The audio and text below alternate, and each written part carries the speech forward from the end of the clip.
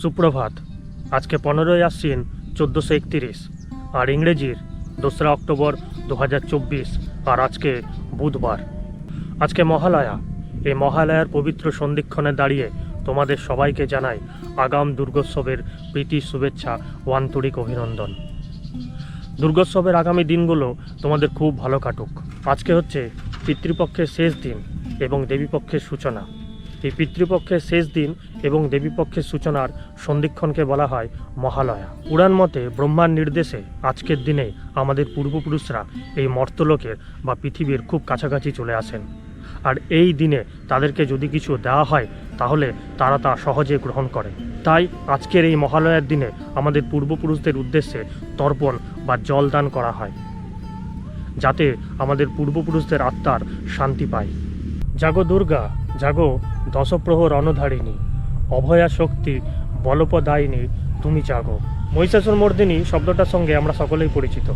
মহিষাসুর মর্দিনী কি না, মহিষাসুর মর্দিনী হলো আকাশবাণী কলকাতা দ্বারা পরিচালিত বাংলা ভাষার একটি প্রভাতী অনুষ্ঠান, যেটা প্রত্যেক বছর এই মহালয়ার দিন ভোর 4টের সময় সম্প্রচারিত হয়। 1932 সাল থেকে এই মহিষাসুর মর্দিনী প্রত্যেক বছর মহালয়ার দিন ভোর 4টের সময় আকাশবাণী কলকাতা থেকে সম্প্রচারিত হয়। মহিষাসুর মর্দিনীতে আমরা শুনতে পাই চণ্ডীপাঠ, বাংলা ভক্তিগীতি এবং পৌরাণিক কাহিনী নাট্যরূপে পরিবেশিত হয়। আর এই মহিষাসুর মর্দিনী রচনা করেছিলেন বাণী কুমার, সঙ্গীত পরিচালনা করেছিলেন পঙ্কজ কুমার মল্লিক এবং চণ্ডীপাঠ করেছিলেন আমরা সকলেই জানি বীরেন্দ্র কৃষ্ণ ভদ্র। 1966 সালের আগে পর্যন্ত এই মহিষাসুর মর্দিনী আকাশবাণী কলকাতা থেকে সরাসরি সম্প্রচারিত হতো, অর্থাৎ লাইভ দেখানো হতো। কিন্তু 1966 সালের পর 1977 সাল থেকে সেটা লাইভ তোমার সম্প্রচারিত হয় না, সেটা কিন্তু রেকর্ডিং আমাদেরকে শোনানো হয়। 1977 সালটাও কিন্তু মহিষাসুর মর্দিনীর সাথে ওতপ্রোতভাবে জড়িত। তার কারণ হচ্ছে 1977 সালে আকাশবাণী কলকাতা এই মহিষাসুর মর্দিনীর পরিবর্তে অন্য একটি অনুষ্ঠান মহালয়ার দিন ভোর 4টের সময় সম্প্রচারিত করে। যেই অনুষ্ঠানটা পরিচালনা করেছিলেন ধ্যানেশ নারায়ণ চক্রবর্তী, আর অনুষ্ঠানটার নাম ছিল দেবীং দুর্গতি হারিণী। আর এই অনুষ্ঠানে চণ্ডীপাঠ করেছিলেন মহানায়ক উত্তম কুমার এবং সঙ্গীত দিয়েছিলেন তাবর তাবর সঙ্গীত শিল্পীরা, যেমন মান্না দে, লতা মঙ্গেশকর, আশা ভোসলে, আরতি মুখোপাধ্যায়, সন্ধ্যা মুখোপাধ্যায়, এরকম তাবর তাবর সঙ্গীত শিল্পীরা এই অনুষ্ঠানের সঙ্গীত দিয়েছিলেন। যখন 1977 সালের মহালয়ার দিন ভোর 4টের সময় এই অনুষ্ঠানটা সম্প্রচারিত হয়, তখন তারপরে আকাশবাণী কলকাতার বাইরে জনতার ভিড় দেখা দেয়।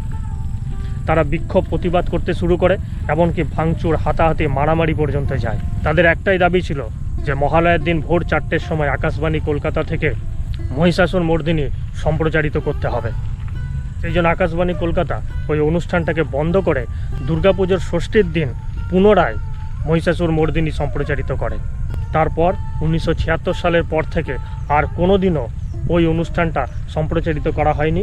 তারপর থেকে আমরা প্রত্যেক বছর মহালয়ায় ভোর 4টের সময় আকাশবাণী কলকাতা থেকে সম্প্রচারিত মহিষাসুর মর্দিনী শুনি। আর যার চণ্ডীপাঠ না শুনলে আমাদের ঘুম ভাঙে না, তিনি হচ্ছেন শ্রদ্ধেয় বীরেন্দ্র কৃষ্ণ ভদ্র। তো আমরা যখন ছোট ছিলাম তখন আমরা একটা বছর অপেক্ষা করতাম কবে মহালয়া আসবে, আর ভোর 4টের সময় উঠে রেডিওতে মহিষাসুর মর্দিনী বীরেন্দ্র কৃষ্ণ ভদ্রের মুখে চণ্ডীপাঠ শুনব। কিন্তু এখন চলে এসছে মোবাইল, এখন চলে এসছে ইউটিউব, আর একটা বছর আর ওয়েট করতে হয় না। প্রত্যেক দিনই যেন মহালয়া, প্রত্যেক দিনই যেন মহিষাসুর মর্দিনী বা বীরেন্দ্র কৃষ্ণ ভদ্রের চণ্ডীপাঠ আমাদের কানে আসছে। আজকে 2 তারিখ, কিন্তু 1 তারিখ থেকে দেখছি সকাল থেকেই শুরু হয়ে গেছে চণ্ডীপাঠ। সবাই বাড়িতে বাড়িতে মানে কাল থেকে 1 তারিখ থেকে শুরু করে দিয়েছে মহালয়া। প্রত্যেকটা বাড়িতে বাড়িতে মানে চারিদিক থেকে দেখছি আওয়াজ আসছে মহিষাসুর মর্দিনী, চণ্ডীপাঠ। এগুলো শুনতে শুনতে মানে কি বলবো, আর একঘেয়ে লেগে যাচ্ছে। মানে মহালয়া আজকে 2 তারিখ, আর 1 তারিখ থেকে তোমার সব শুরু হয়ে গেছে।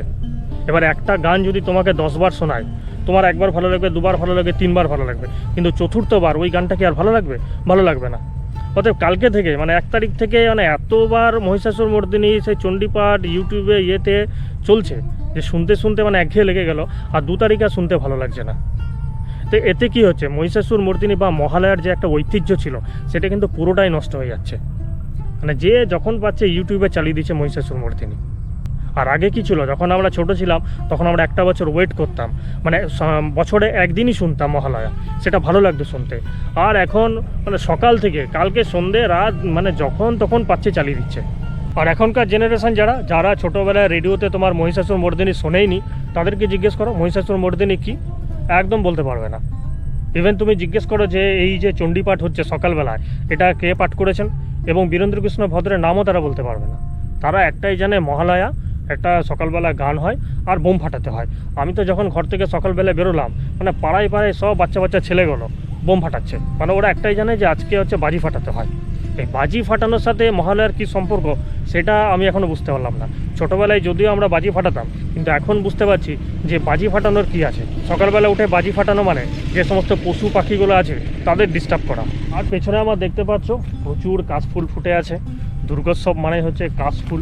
শহরে তো বেশি কাশফুল দেখতে পাবে না, গ্রামের যে কোনো রাস্তা দিয়ে যাও, সেই ধান মাঠের দুপাশে তুমি এরকম কাশফুল দেখতে পাবে।